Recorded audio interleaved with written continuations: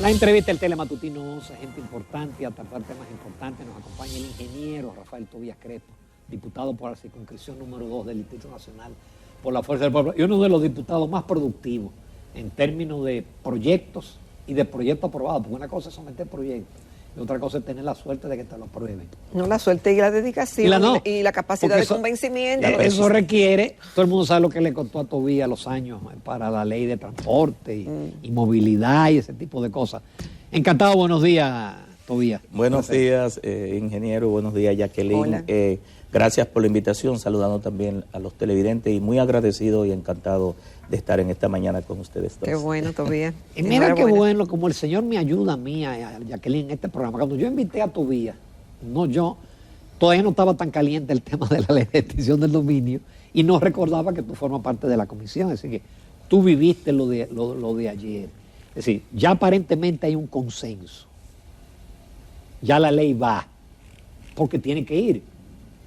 Ahora, ¿qué pasó con la ilusión? Bueno, nosotros en el día de ayer estuvimos trabajando desde las 4 de la tarde, que fuimos convocados la comisión bicameral, que yo soy miembro por parte de la Fuerza del Pueblo en la Cámara de Diputados, porque también hay otros senadores que son miembros, y estuvimos analizando algunos temas pendientes que estaban sobre la ley. Se votó sobre los aspectos que habían alguna diferencia sin inconveniente. Se aprobó el tema de la retrospectividad y retroactividad con 20 años hacia atrás, como dice el Código Penal, para los delitos que están tipificados en esa ley. Y ya al final, cuando... Perdón, ahí tiene una tarea el Tribunal Constitucional. Sí, correcto. Y ya entonces, desde el punto de vista de la elusión fiscal, que fue un tema que fue aprobado en el mes de mayo, se definió la elusión per se, que no es más que son, usted lo explicaba antes de entrar al programa, yo lo digo a nivel jurídico, no está en el texto del Código Tributario, pero en esta ley se definió, y para eso somos los legisladores. Se definió lo que era la elusión fiscal, que no es más que bajaderos y tecnicismos para eludir el pago de impuestos a través de mecanismos que no son desde el punto de vista ilegal, porque lo que no está prohibido, esa es la definición. Lo que no está prohibido está permitido, pero nosotros sí lo definimos en la parte inicial, creo que el artículo 3, donde están las definiciones, luego en el artículo 7, donde están las tipificaciones, es decir, el alcance de la ley, donde se definen los tipos de delito al cual esta ley va a tomar en cuenta la extinción del dominio de la propiedad, porque no son todos los tipos de delitos, sino los que están definidos en esa ley, porque ya también otras leyes especiales y el Código Penal tiene otras tipificaciones. Entonces se definieron las sanciones también, pero cuando se iba a votar sobre ese tema a propuesta de un diputado del Partido Reformista, pues que ya había sido aprobado, consensuado, se retiró la bancada del Partido de la Liberación Dominicana. Nosotros, junto con un senador de la Fuerza del Pueblo, nos quedamos ahí. Sí pedimos que se quedara esa propuesta y fue rechazada nuestra propuesta, en el entendido de que la ley, de que se mantuviera el texto que habíamos aprobado en el mes de mayo. Que es decir, fueron los legisladores del PRM los que aprobaron eliminar la ilusión. Sí. La propuesta mía fue derrotada, ¿verdad? Porque yo estaba unitario ahí en esa posición. Se votó luego porque yo me retiré, y entonces ya ellos aprobaron el tema de la eliminación de la ilusión fiscal. La ilusión, Tobías, ¿tú piensas que fue eliminada por presiones de los empresarios? Bueno, hay compromisos. Este gobierno, el presidente de la República y este gobierno tiene compromiso con esa ley. Ya el ingeniero lo decía antes de entrar acá. Los que eluden no son precisamente, yo te voy a decir, Juan Pérez de Cristo Rey o de La Puya o de La Sursa. Los que eluden son ricos. Son gente muy poderosa y entienden que los únicos que son corruptos son los políticos. Entonces no puede haber ciudadanos de primera categoría, de segunda categoría. La ley debe ser para todos. La Constitución de la República dice que la Constitución debe ser para todos. Y por el tema de la elusión fiscal se van miles y miles de millones de pesos, incluso más que la evasión, porque la evasión está definida. Es decir, aduanas e impuestos internos. Bueno, yo creo que sí, porque aduanas e impuestos internos te dicen, bueno, aquí hay una evasión de un 40, de un 43, pero es porque ellos la miden y saben quiénes son. Pero en la elusión es muy difícil porque al final son bajaderos que no están definidos ni tipificados en la ley, que si nosotros lo habíamos tipificado y que en el día de anoche se echó para atrás. Tobías, pero nadie quiere estar ni que en la ley de alguna forma se le pisen los talones nadie quería, decían que los políticos no querían porque ellos querían sacarse, los empresarios no quieren, se salieron, lo sacaron. Entonces, ¿a quiénes se le va a aplicar la ley? Eso fue de las propuestas que yo hice cuando indiqué que debía mantenerse en el texto, porque si hay un corrupto es porque hay un corruptor. Por Si supuesto. tú ves los expedientes que se han sometido del gobierno anterior, por ejemplo, hay uno de ellos que hay 50 empresas, hay creo que 21 militares y policías, creo que hay 10 iglesias, y políticos no hay ninguno. Entonces, en ese sometimiento, cuando digo político, porque es un caso que entrama militares, ¿verdad? Sí. Y no hay ningún político per se dirigente político. Pero se entiende, bajo el texto que se aprobó en el día de hoy, que los delitos de corrupción solamente son para los políticos, y que son los políticos los únicos que entran en violación de ilícitos. Entonces, ¿los empresarios no son corruptos? Bueno, los corruptos... Digo, no sé, es decir, porque ¿quién comete el acto? Es decir, el ser humano puede ser un pastor, un dirigente deportivo, comunitario, puede ser un empresario, periodista, puede ser un político, puede ser un comerciante. Está en el ser humano el tema de los aspectos éticos de la corrupción, que tiene un historial desde la historia de la humanidad, pero que en definitiva no podemos... si la ley es para todos, debe alcanzar a todos por igual. Exactamente. Todavía, ¿es orgánica o va a ser ordinaria?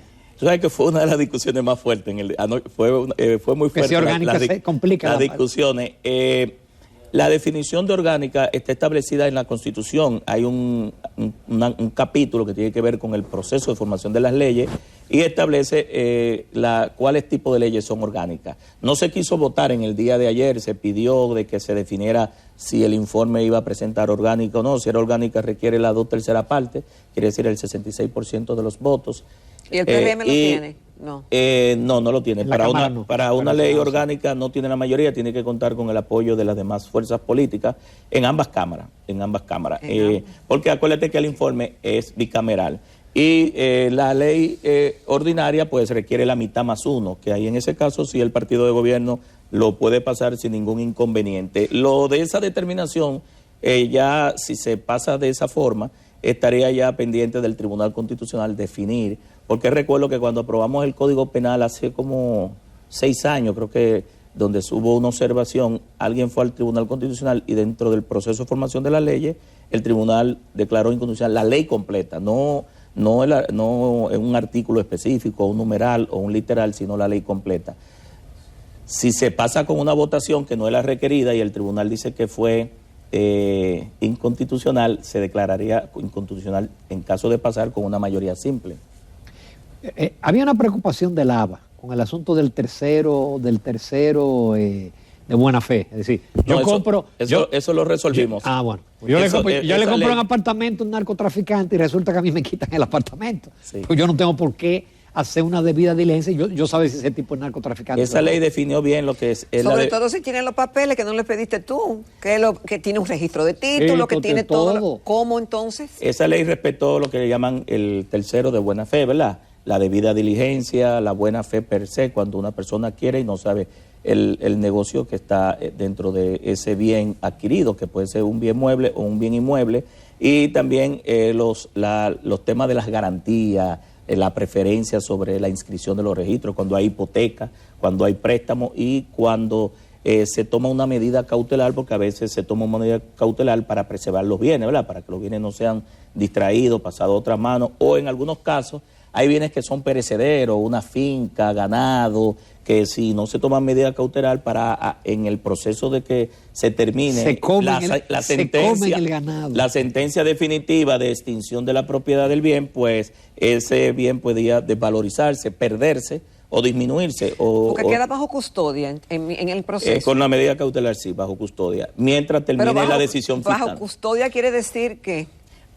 nosotros definimos en la ley que debe haber más adelante una ley, porque hay 3 aspectos importantes que esta ley cubre, que no lo cubre la ley de lavado de activos y el Código Penal. Por ejemplo, en el caso de narcotráfico se deja abandonada una lancha o propiedades y el Estado no tiene la forma, como fue abandonada, no aparece el propietario, no se sabe quién es, de que ese bien pase a la propiedad del Estado para usarlo en una función social. Esa es una brecha que no tiene la ley de lavado de activos. Otra de las brechas que se tiene, que esta ley la complementa, porque la ley de extinción de dominio no es a la persona, no es intuito a persona, es al bien, a la cosa.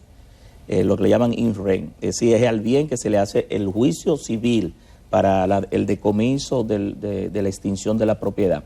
La otra es, por ejemplo, cuando en el proceso penal se está investigando a una persona y todavía no se tiene la cosa irrevocablemente juzgada, la sentencia, y la persona fallece. Entonces el Estado no puede recuperar esos bienes porque uno de los elementos para prescribir la acción penal es el fallecimiento. Entonces ya los herederos pasan a tener todas esas fortunas y el Estado no puede seguir con el mecanismo de poder recuperar ese bien. Y la otra, que fue lo que nosotros dejamos para una ley complementaria, ingeniero y Jacqueline, es una ley de administración de dominio, porque nosotros en la comisión decíamos, bueno, pero ¿para qué sirve la función de la ley de extinción de dominio? Es para que una vez recuperado el bien, el principio que toma en cuenta esa ley es devolverlo en un bien social. Es decir, se dice que la propiedad, aunque es un derecho fundamental, tiene un bien social y que el Estado la puede, si le interesa, la puede recuperar por los mecanismos que ustedes saben de declararlo de utilidad pública, de expropiarlo, de tasarlo. Pero en estos casos de ilícito, se supone que cuando se recupere el bien, va en manos del Estado para construir clínicas, hospitales y para una función social. Pero ahora mismo la mayoría de activos no se manejan de manera correcta. Ustedes saben que los bienes, las jipetas están en manos de personas, de fiscales, de generales, de amigos y particulares. Entonces, ¿qué sentido tiene recuperar un bien si ese bien no se subasta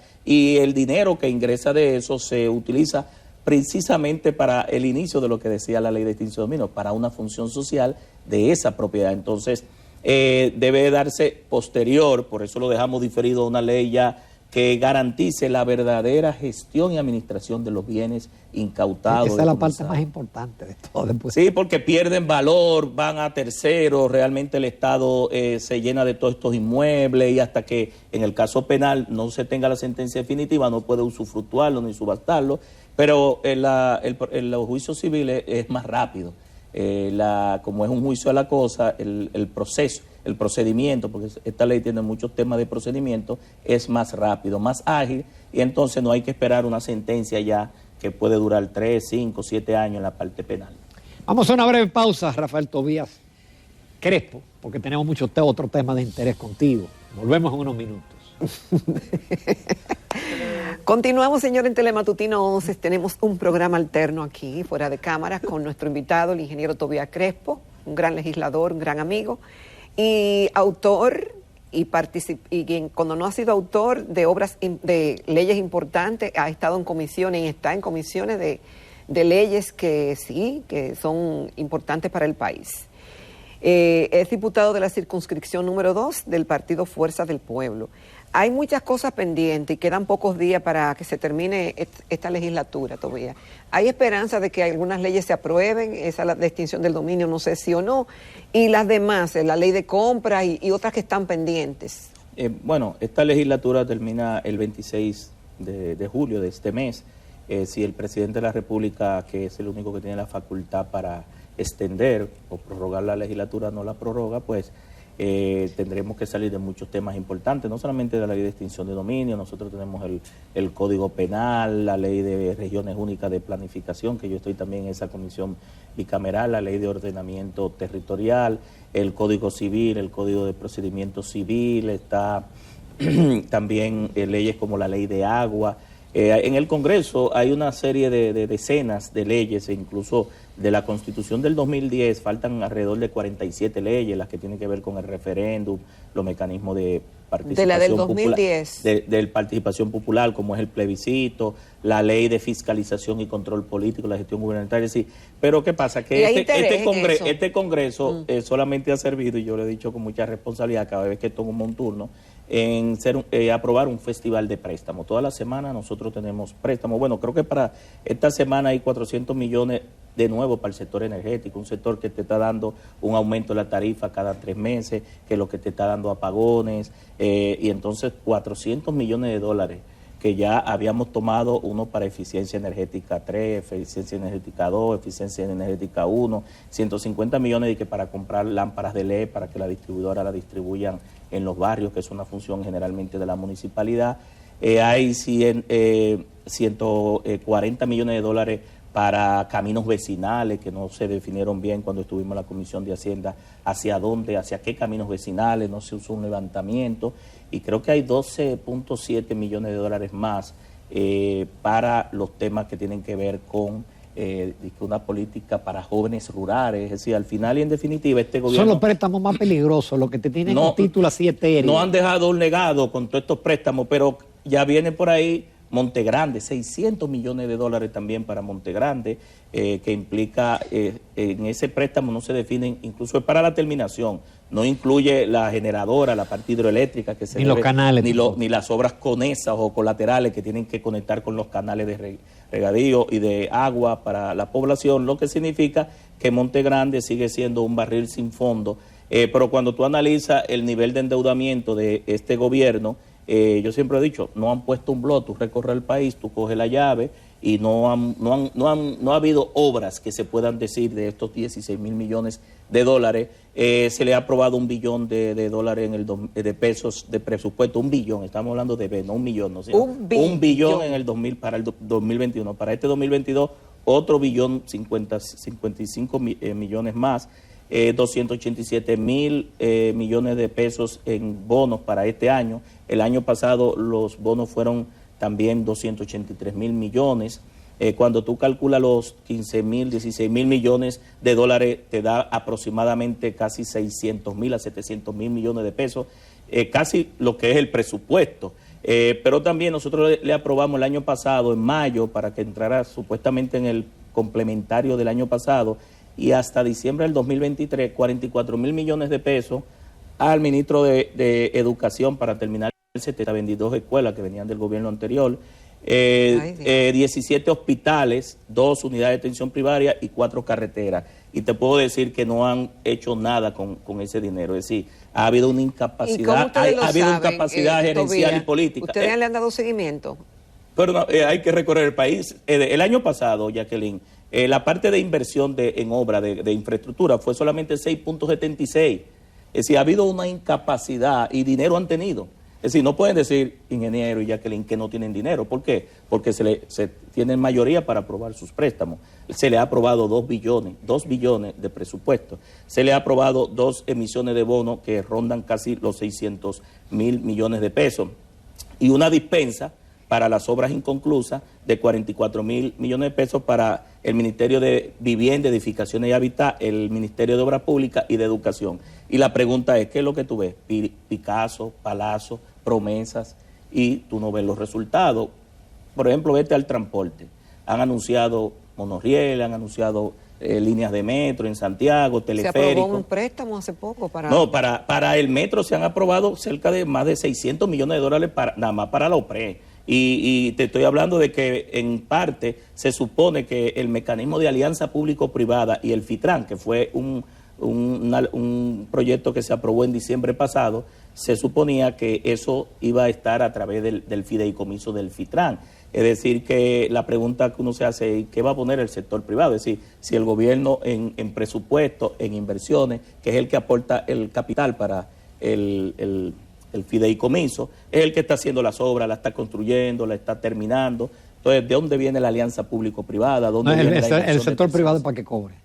Eso pasa también con el muelle de Montecristi. El muelle de Montecristi se aprobó de Manzanillo, 150 millones de dólares creo que fue, y se van a aprobar otros millones para Manzanillo, pero se decía que también Manzanillo venía con alianza público-privada. Es decir, había una carpeta de alianza público-privada, pero el gobierno parece que ha visto que los mecanismos de control interno, como es la Contraloría General de la República, la Cámara de Cuentas y el mismo Congreso Nacional, no le permite la opacidad y la poca transparencia que ellos quieren finalmente entregar todo. Antes del 2024, si la cosa sigue como va, nosotros no vamos a tener un bien público en República Dominicana, lo van a regalar todo, porque ni siquiera es inversión privada, es un regalo, para no decir otros términos que tienen implicaciones legales.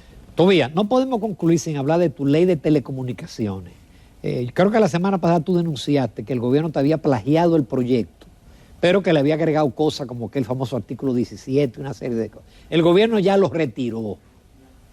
El presidente se dio cuenta porque le cayó arriba a todo el mundo. Entonces, ¿en qué pies queda parado tu proyecto? No, mi proyecto fue producto de mi trabajo de tesis para graduarme el año pasado, licenciado en Derecho. Se desprendieron dos leyes, la ley de las TIC, que la describimos aquí en una invitación que ustedes me hicieron, y la ley que crea el Sistema Nacional de Ciberseguridad. 72 artículos, de los cuales más de 60 fueron plagiados idénticos, de la consultoría jurídica. Lo cual le diga que estaban satisfechos con tu ley. En la prensa sí me dijeron, pero tú tienes que sentirse... ¿Te pidieron No. ¿Alguien te llamó y te dijo sí, Tobías? No, porque eso no fue para que me llamaran, Jacqueline, sino que yo, incómodo, fruto de un trabajo de 2 años, a veces la consultoría jurídica, casi siempre, subcontrata a oficina de abogados.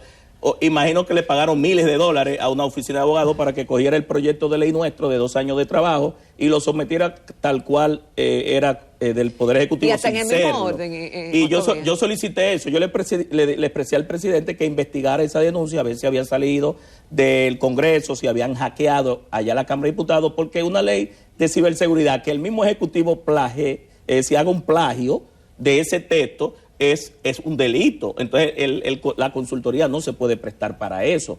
Es verdad que el presidente tiene iniciativa legislativa, pero que por lo menos Ahora sí ellos hicieron, yo solicité antes de los 3 artículos que insertaron, que creó mucho revuelo, sobre todo los medios de comunicación, los propietarios de medios, las redes.